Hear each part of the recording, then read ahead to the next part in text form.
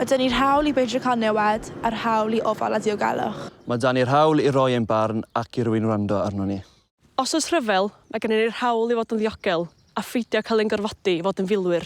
Mae dan ni'r pwer i godi'n llais a'r hawl i gael ein clywed. Oes rhywun yn gwrando? Oes rhywun yn gweithredu? Ein harf ni yw ein llais. Arf i weiddi'n uchel a chael ein clywed. Arf i brotestio. Arf i bleidleisio. Arf i gysuro eraill. Arf i fynegu'n hunain drwy gelfyddyd. Arf i'n helpu ni ddelio gyda thrais. Arf i gefnogi pobl sy'n dioddef. Arf i estyn neges o obaith, neges o heddwch ac Ewyllys da i blant a phobl ifanc y byd. I blant a phobl ifanc sy'n dioddef oherwydd rhyfel fel yn yr Iemen. Rydyn ni'n gwrando.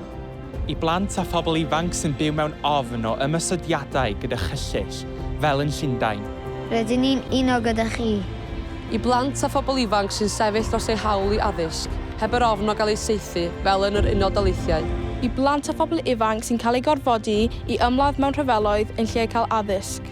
Rydyn ni'n codi ein llais, ein harf ni.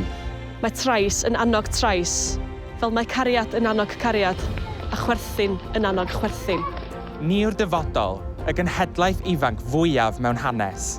Dyn ni heb anghofio.